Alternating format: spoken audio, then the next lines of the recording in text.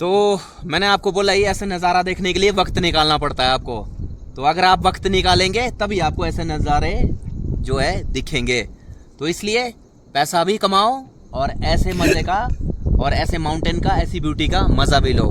तो ये चीज़ है, खाली पैसे कमाने की रेस में मत दौड़ो, जो है ज़िंदगी जीना भी सीखो। तो गाइस, नज़ारे का मज़ा लो।